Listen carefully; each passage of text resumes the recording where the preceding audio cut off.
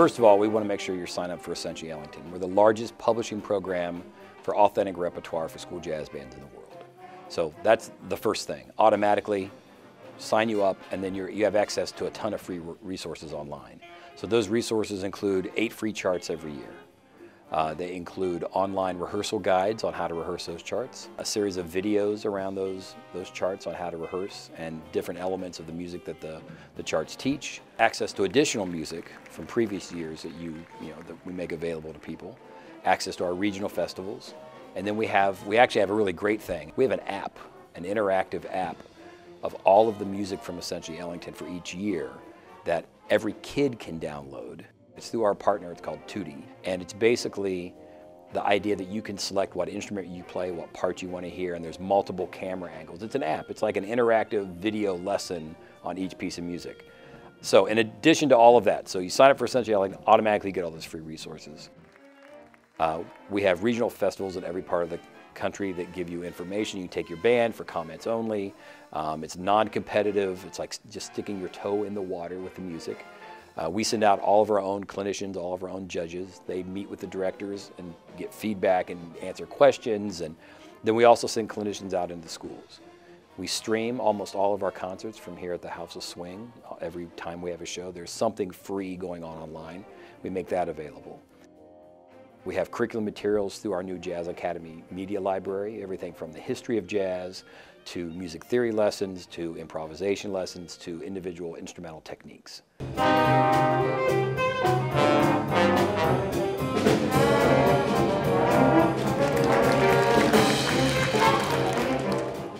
That's interesting, because I actually remember going through this. I'm a former, high school band director. So, a couple ways.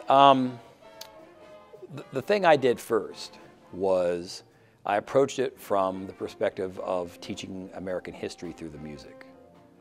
And then I approached it from the standpoint of academically tying it to lessons from American history. And then using African American history as kind of the jumping off and the cultural point. I sold it to I remember I went to the curriculum committee, this is almost 20 years ago, at my school district and said, hey, we're going to do this. And we talked earlier with Winton about sacrifices. I sacrificed my lunch period. The kids gave up their lunch period. The biggest challenge for most music teachers or arts teachers is time, it's scheduling. How do you get the kids into your classroom? And that's a huge problem nationwide with increased rigor in testing, block scheduling, all of the things that affect the core subjects in terms of more time because they're being assessed on the tests. All of the teachers on the elective side, whether it's a foreign language, whether it's music, art, physical education, whatever, those classes suffer. So I worked a lot with teachers around that whole scheduling piece. How can we make this work? So I had one school that had jazz band during concert band every Friday.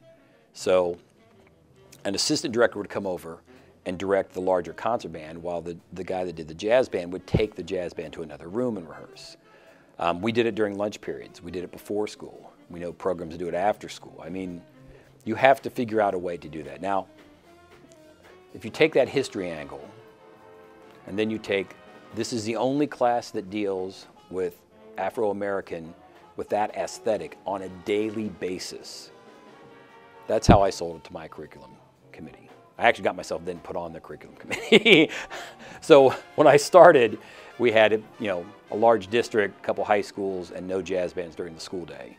Then we had one, and when I left the district to come here 3 years ago, we had 6 during the school day, all 3 high schools, and then middle school was starting to have it as well. You have to figure it out. There's a sacrifice to be made. If you want to have a conversation, call me. Again, call me, email me. We'll give you the tools to help start that conversation with your administrator.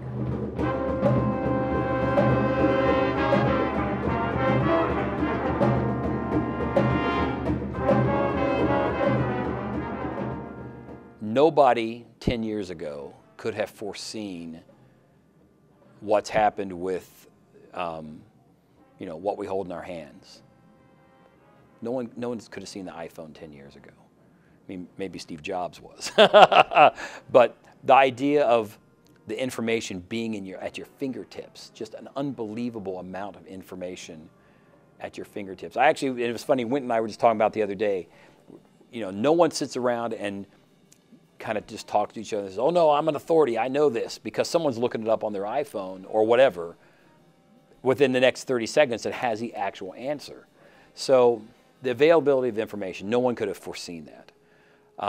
And I think the availability of information that's video. So you can watch Netflix on your phone, you can watch NCAA basketball tournaments on your phone, not that I've done that, but maybe I have. You can, everything is available to you, both recordings and video, through something you hold in your hand. It's gone beyond the state of, just a computer. It's now portable. So I think that's really affected education, in that teachers in schools have got to figure out how to bring that into what we do in the classroom, so that a kid can leave the classroom and all the time they're going to spend tweeting, texting, Instagramming, Facebooking, that whatever we're doing, we can have something on this device that engages them afterwards, which is why we created this app for all the Essentially Ellington students. We have digital downloads for all of our sheet music, so I'll give away 21,000 Duke Ellington scores this year. Most of those are digital downloads. So the way you and I collected music for whatever orchestra, band, whatever we had, I had a garage full of sheet music.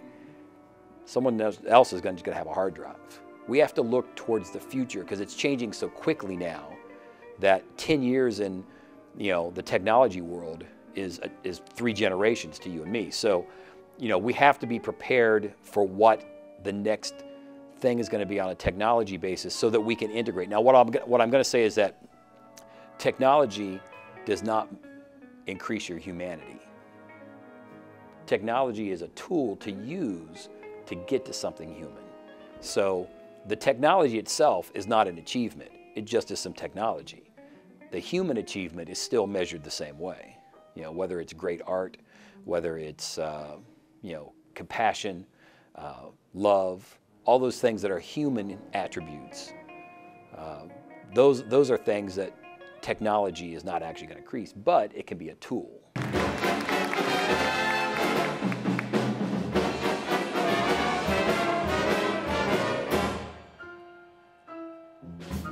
The big challenge, I think, for music teachers is to weather, and I mean weather in terms of W-E-A-T-H. You need to weather the tide of increased assessment, kind of a marginalization of the arts, the scheduling process that really has become very tough. Just to put it mildly, it's become almost to the point where, to have a concert band, a marching band, an orchestra, a jazz band, those days are almost gone now. There are amazing school districts in America where they've cut the music staff in half and said, do more with less. And then a band director has to make a decision. I have 100 kids in this concert band. I have 16 kids in this jazz band. You got to teach those 100 kids.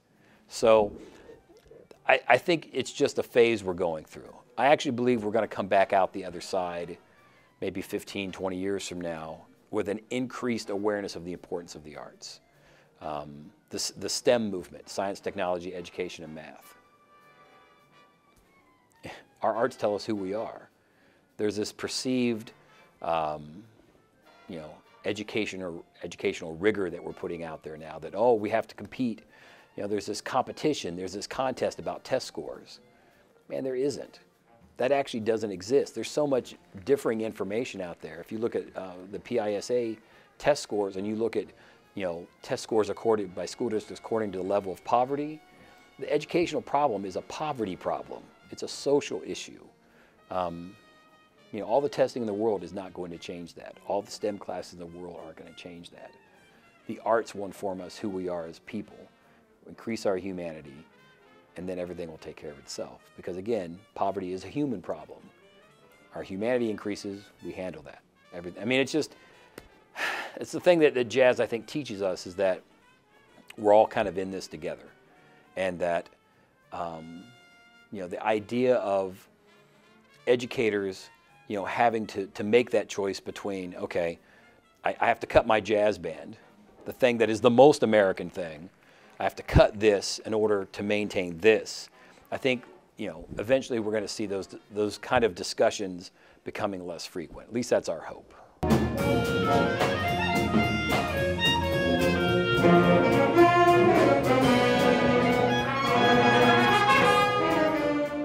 You need access to other things, whether it be,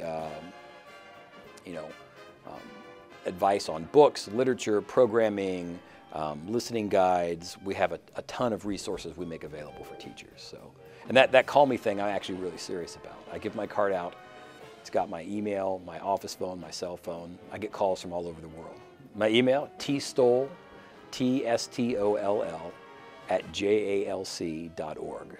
If you need something, call me. My office number, I'll give you that, 212-258-9811.